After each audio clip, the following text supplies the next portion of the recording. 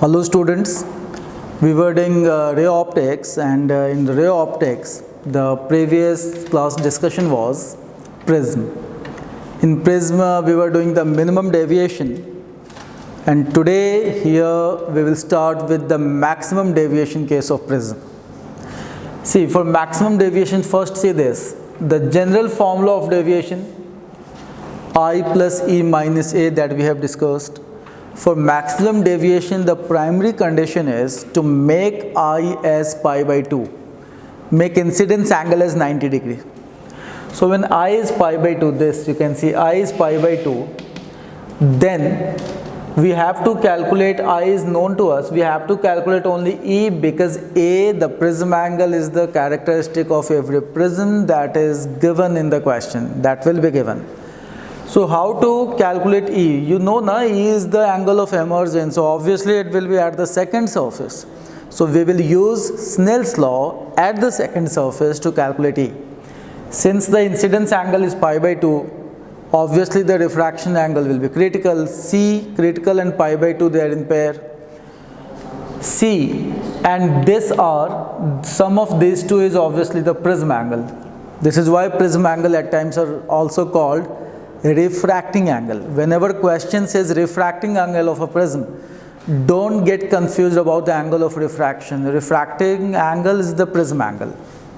So at this point M, you can see at M, if I am using Snell's law, mu, refractive index of prism, and this angle you can see here is A minus C. Sin A minus C is sin E, because the refractive index of this emergent ray medium is 1, it's air. Now using the formula of sin A minus C, and what we have put is sin C is equal to 1 by mu, we calculated this E. You can generally memorize this E also. You can memorize this E for maximum deviation of a prism. So I is pi by 2, E is this, put these two values here, you will get your maximum deviation.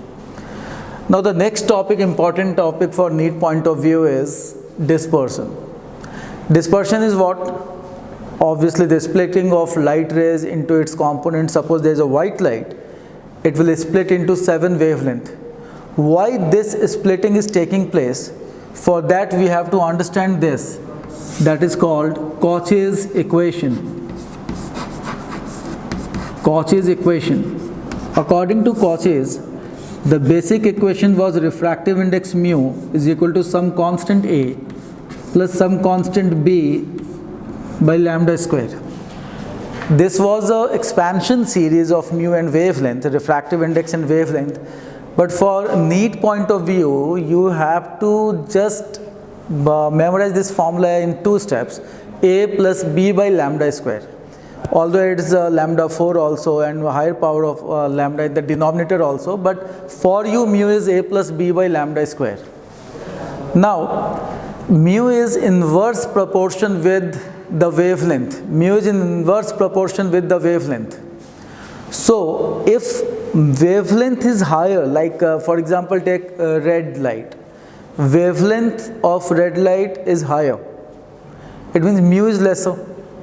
Having said that, we know that the deviation is, you can see here, deviation as mu minus 1 into A, this.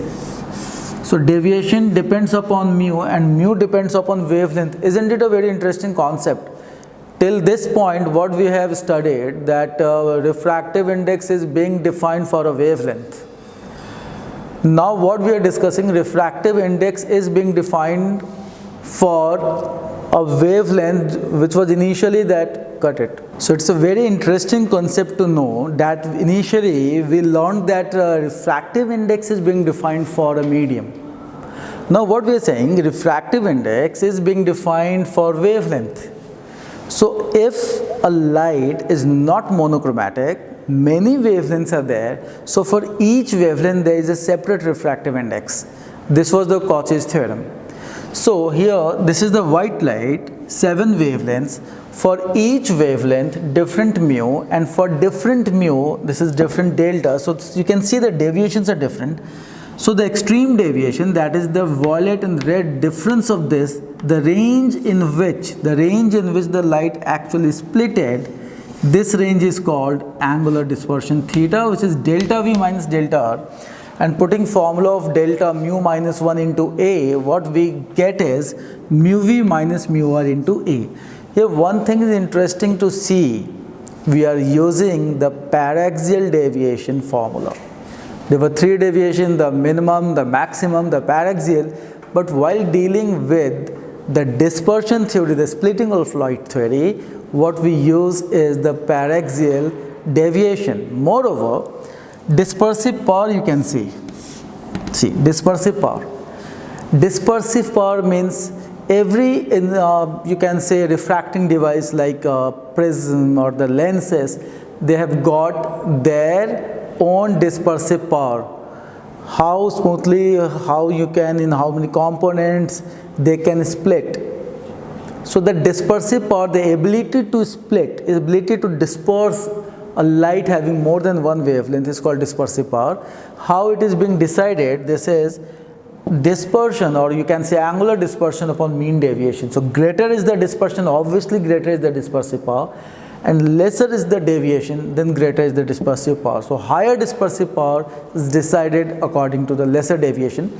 So if you will put this formula, mu V minus mu R upon mu minus 1 will come, and this mu here in denominator is basically this, the mean value of violet and red refractive index. So these are the basic formula. When question will come from this topic, it will be, take my word, simply formula oriented. Okay, now we will see two things: deviation without dispersion and dispersion without deviation.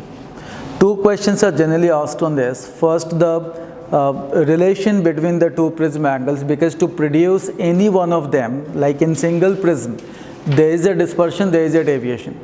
If you want to produce any one of them, what you have to do, you have to combine two prisms so that one of them, like deviation or dispersion, could be zero. So what is the relation between the prism angles of those two prisms that are being combined? So see, if we are calculating deviation without dispersion, so we are saying without dispersion. Dispersion is not there, so theta is theta 1 plus theta 2. Dispersion, theta is 0. What is the formula of theta? Mu V minus mu 1 A, mu R A, mu V dash minus mu R dash A dash. So from this, we can calculate the relation between those two prism angles. See this. So A dash and A minus, because this is inverted and these two prism angles are not same. Now deviation is being calculated. So what is the net deviation produced when there was no dispersion? Delta 1 plus delta 2 plus, because the sense of deviation is same in both the prism. When you will put the value of delta mu minus 1 A, mu dash minus 1 A dash, and you will put the value of A dash, memorize this formula. Theta 1, the trick for memorizing is theta here, that quantity will appear which was actually 0. So what was 0? Net dispersion. So for first prism, you have to take that quantity dispersion. While calculating deviation, the first quantity was that which was made 0.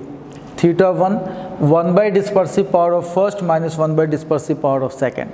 In the same way, when we are calculating dispersion without deviation, again you have to remember two formula, the relation of prism angles and what is the net dispersion produced when deviation was 0. So relation of prism angle you can see is here. This is minus mu minus 1A upon mu dash minus 1. This came by just putting without deviation, means net delta produced by these two prisms is 0. Now we will calculate theta, obviously theta 1 plus theta 2. And for this we can see what is being common here, that quantity which was made 0, that is delta 1, that quantity of the first prism. So delta was 0, so delta 1 and omega minus omega dash by deriving this. So basically the prism angle combination and the quantity that is being produced by the combination of two prism is to be memorized. One more important concept I would like to say for prism questions is this, ray diagram in prism. Ray diagram in prism, this is a very good concept, there is a good question type also. See, this is the object and this object is being deviated by prism. See, prism is a device to produce deviation. Like in glass slab, we use glass slab for the shifting purpose. We use prism for the deviation purpose. So this is the object, this is the prism, small prism. And suppose these rays are going like this, prism is deviating them by delta. And delta for small paraxial prism is mu minus 1 into A. So for this ray, if an observer will see, the ray will appear to come from here. So this is the shift of object from here to here. The shift you can see is the lateral. What a glass slab used to do? Longitudinal shift. And what prism is doing? The lateral shift.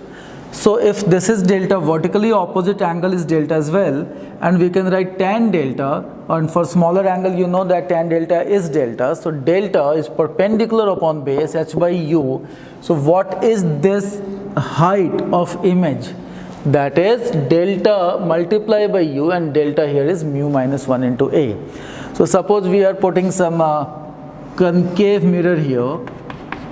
So for this concave mirror, this will not be the object, because what prism has done to this, it has shifted it laterally, and that image, the image of this prism will appear like an object for the concave mirror. So you will actually form image in concave mirror for this. Like we used to do in glass slab. For glass slab shift, then the optical instrument like mirror is forming that image. Same is the purpose of prism also. The only difference is glass slab is shifting longitudinally and prism is shifting laterally. Now we will shift from refraction at plane surface to refraction at spherical surface. And in previous videos also I've told you, in refraction, when there is incidence angle given, the question is asking you to use Snell's law. And if incidence angle is not given, then in refraction we use this formula. Although we are saying refraction through a spherical surface, but we can use at all the surfaces. Even at the plane surface, we can assume that plane surface as a spherical surface of infinite radius. Okay? So let's see. This is medium 1, refractive index mu1, medium 2, refractive index mu2. Object rays are going, and since mu2 is greater than mu1, it's bending towards the normal. Image distance, object distance, and formula that we use for this refraction is mu2 by v minus mu1 by u, mu2 minus mu1 by r. Let me tell you, this is nothing but the concept of optical path. What is optical path? Suppose you are calculating some distance as Vt, x equal to Vt. And again in medium this is, so refractive index is C by V. So what is V from here? V is C by mu. Put V here. X is Ct by mu, and Ct, as the speed of light c is in air. So can I say Ct is distance traveled in air divided by mu. This is the concept of what? Let me write this for you as optical path. This is concept of optical path. So when we write students 1 by v, like in mirror or like in lens, we write 1 by v plus 1 by u in concave mirror or in spherical mirror. So that 1 by v is in air. Now in medium v will be written as v by mu2. So 1 by v by mu2 will be mu2 by v. So this is mu2 by v, the optical path, minus mu1 by u, mu2 minus mu1 by r. You can see this in magnification also. This is in general in refraction v by u, but in terms of optical path, v by u we will use when the medium for image and the object both are air. If mediums are different, then v by mu2 divided by v by mu1. Okay? So on this basis, we are discussing a question here, but before discussing this, say, in successive refraction, image of first is object for second. That you have to keep in your mind. Successive means more than one refraction is there. So after first refraction, the image, whatever is being formed, will act like an object for the second refraction.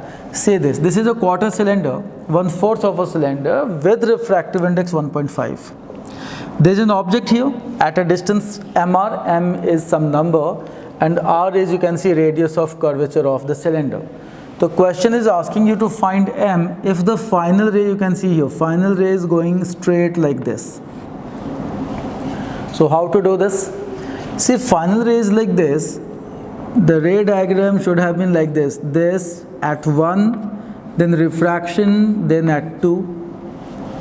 So there are two refraction at 1 and 2. So we will use that formula 2 times, and this concept, the image of first will act like an object for the second. So first you can see is a plane surface. So for first at 1 we can write radius as infinity. So mu2, and what is mu2 in which the refracted ray is going? So at 1 mu2 is 1.5 by V minus 1 by mr, and minus mr, as this distance mr is being measured opposite to light ray. We always have to take care of what? Sign convention in ray optics. And this is 0 as r is infinity for first. So from here we are getting V as minus 1.5 mr. Minus means on the same side. Here you can see this rays appear to come from here. So this is the image for the refraction at surface 1, which will obviously act like an object for the refraction at 2. For 2, since ray is moving parallel to the principal axis, we can write V as infinity. So if the V is infinity, what we can write is mu2. Now mu2 will be 1. Mu2 and mu1 are not fixed. They are decided according to the refracted and the incident ray. So mu2 is 1 upon infinity minus mu1 is 1.5 upon minus 1.5 mr plus r. What I am doing, 1.5 mr was from here, this that we already calculated, but since this was at 1, so that distance was from the pole of 1. From pole of 2, r also will be added, and this will be mu2 minus mu1, where mu2 is what? 1. For the second refraction, mu2 is 1. Mu1 is what? Mu1 is 1.5 upon, again see the sign of r. Ray is going like this, and when we will make a sphere, the radius will be in left hand side. So this will be minus r. From here we can calculate m as 4 by 3. Actually what we have done here, we have only used this formula because in question you can see incidence angle was not given, so this formula needs to be used. This is as clear as that. But again there were two refraction, so successive refraction concept was there. So image of first will act like object for the second. Now we are discussing king of all the topics in ray optics, lenses. Okay, what are the lenses? See, closed refracting surface having at least one curved surface. If all the surfaces are plane, it is either prism or the glass slab. But if at least first the surface needs to be closed and at least one of the surfaces is curved, that is called a lens. So these are some example you can see of lens. Plane surface can also be there. Okay.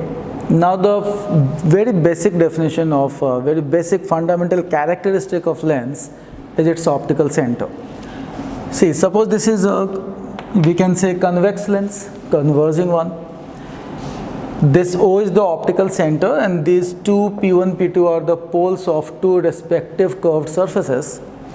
So for optical center, the concept is OP1 upon OP2, means optical center is the point that is dividing the distance between the poles in the ratio of their radii of curvature. So there is a misconception that optical center is the center. It's not the center. It might lie outside the lens also. The division between P1 and P2 can be internal or external both. So what I'm saying, OP1 by OP2, do remember optical center is the point that divides the distance between the two poles in the ratio of the radii of curvature. But since we have to study thin lens, for thin lenses, the distance between P1 and P2, this distance is negligible. We assume that P1, P2 are very close to each other. In that case, we can assume that optical center is the midpoint. In general, we never take the distance between P1 and P2 as the significant one. Okay, thin lens is our syllabus, but do remember, if in a question, in an objective, they're asking you what is optical center, then you must know that it is a point that is dividing that distance between the poles in the ratio of the radii of curvature. So this is the proper definition of optical center. Lens formula: 1 by V minus 1 by V U 1 by F. Okay, according to this formula, I can tell you that magnification here is V by U. There is no negative sign. As you can see, the rays are going in anyone, like here, if I will say you, or like here, if rays are going, so incident and refracted rays, they are going in the same direction. So there is no negative sign, V by U. In the raw formula, there is no negative sign, but in according to question and sign convention, the sign of V and U might vary. Lens maker's formula, the manufacturer of lens used to measure the focal length: 1 by F, mu minus 1, 1 by R1 minus 1 by R2. Do remember, here mu is refractive index of lens, that is refractive index of material minus divided by refractive index of surrounding. Let me write it for you. Mu lens is mu material upon mu surroundings. In general, refractive index of lens is termed as the relative refractive index, and only for lens it could be greater than 1, equal to 1, or less than 1. So if the outside medium, the surrounding, is by default air, then we can say the refractive index of lens is mu and is greater than 1. But the proper refractive index of lens is mu lens divided by the mu surroundings. So this mu is basically this, mu material upon mu surrounding. Okay. Now, cutting of lenses. See one thing, for equilenses, means radii of curvatures are equal, R1 is equal to R2. From this lens maker formula, we can get that focal length is this. This is obviously positive for convex or converging, and negative for concave, positive, negative both. Okay. Now here, on this basis, you can see one is the vertical cut, one is the horizontal cut. If the initial focal length was F, the cut part, vertical cut part, the focal length would be for both the parts 2F and 2F. As obviously the radii of curvature is changing, plane surface radii of curvature is infinite. But when you are cutting like this horizontally, what you can see is the radii of curvature is not changing. The radius is same for the entire circle or for the semicircle or for any arc. So radius is not changing, moreover mu is also not changing. So here focal length will remain same. One more thing that you should know here, suppose there is a lens,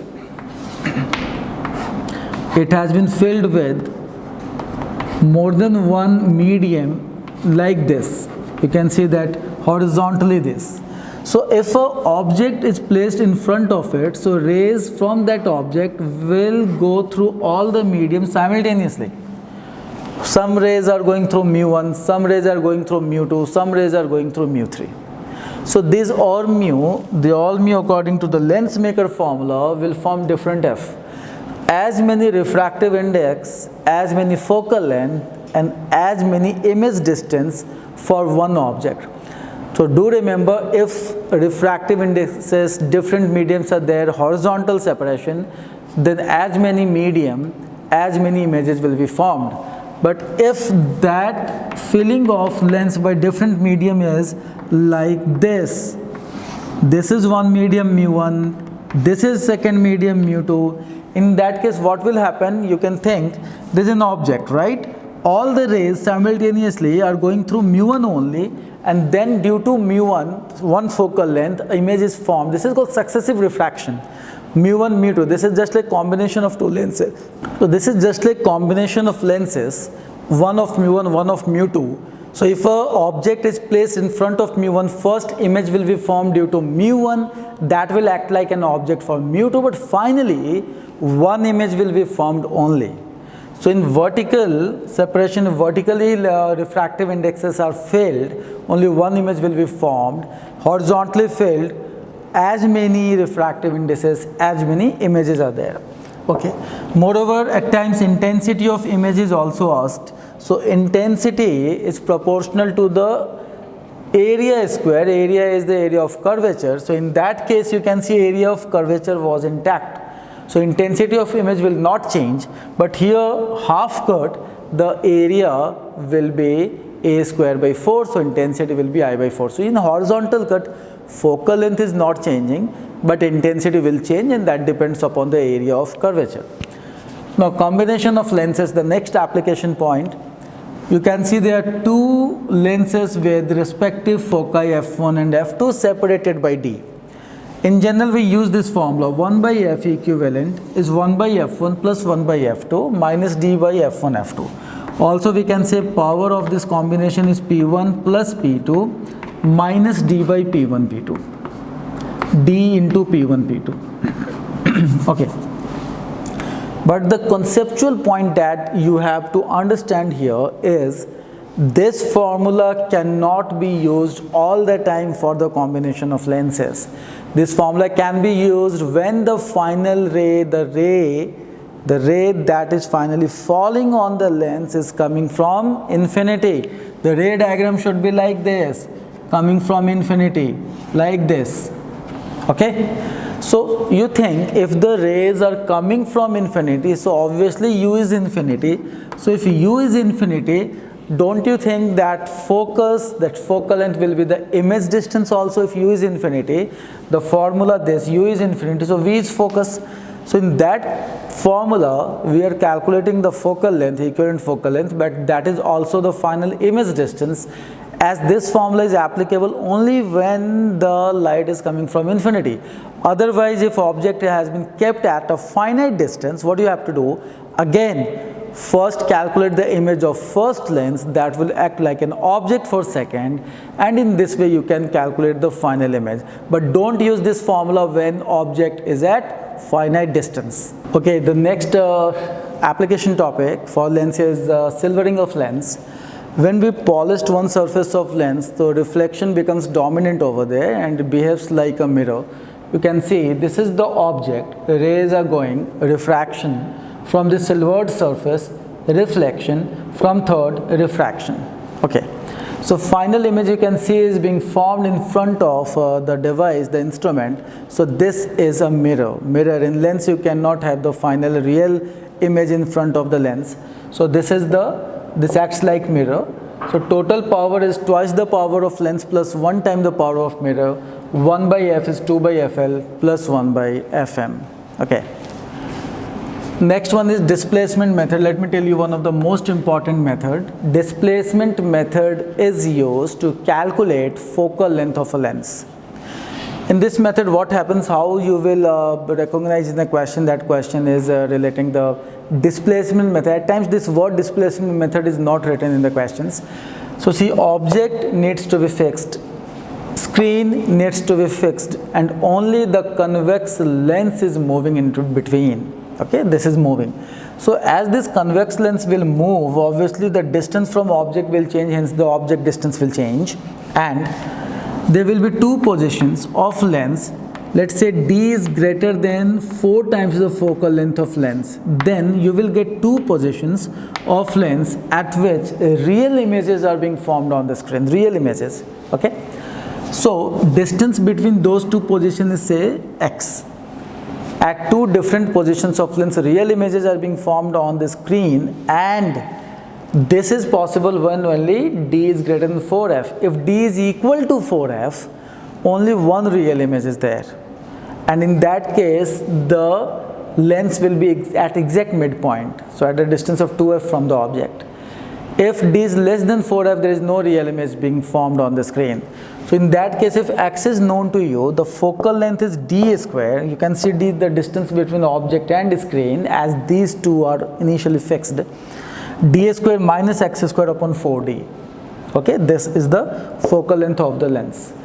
And from here, one more formula you have to do is, see, These are the two positions of lens, so obviously there are two magnifications. So magnifications product in the two cases is always 1. So if height of image is h1 in first case and height of image is h2 in second case, obviously height of object will remain same. So height of object in displacement method is h1 into h2. Also the magnification is, for one case, d plus x upon d minus x. You can see x is the distance between the two positions of lens at which real images are being formed on the screen. And in the second case, what is m2 is d minus x upon d plus x. So this is the most important formulas regarding the displacement method.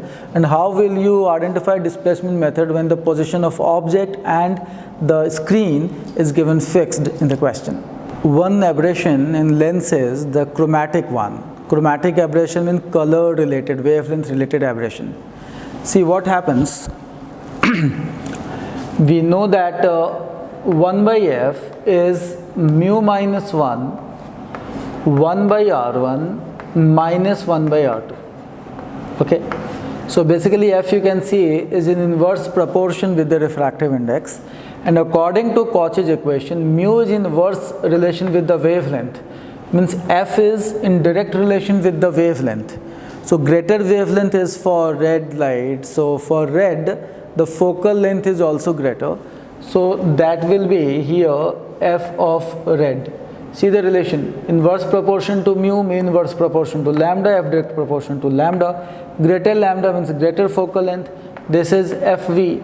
So you can see if u is infinity, when u is infinity, basically f is the image. So if f is the image, you can see this image for one object is not being formed at one point, rather you can say range of point. This range is called, this is aberration. We were expecting that image to be a point image, but this is in a range. This is called LCA. LCA is called longitudinal chromatic aberration. So how to calculate this? How much is LCA? See how much is LCA. This equation, say equation 1, and partially differentiate this. So minus df upon f square is d mu minus 1. This differentiation would be 0. Mu minus 1, d mu minus 0. 1 is a constant. 1 by r1 minus 1 by r2. So say this is equation 2. Okay, now take the ratio 2 divided by 1. df by f square divided by 1 by f. So this is df by f. Okay, df by f minus, obviously here this is d mu upon mu minus 1. d mu upon mu minus 1, if you remember, we have studied in prism, mu v minus mu r, the change in mu divided by mu minus 1. That was dispersive power omega. So this is there for lens also, for prism also. That df, LCA, fr minus fv, this is the delta f, and if the difference is very small differential, it is termed as df. So df is minus omega f. Now see, for a certain lens, if you have one lens, can you think that focal length of that lens is 0? Obviously not.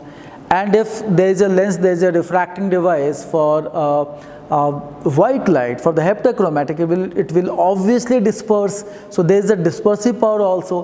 What I am trying to say, for one lens, you cannot have a 0 omega or 0 focal length. If any of these two is not 0, it means there is a df, there is a change in focal length, and that is called LCA. So formula for LCA is omega into f.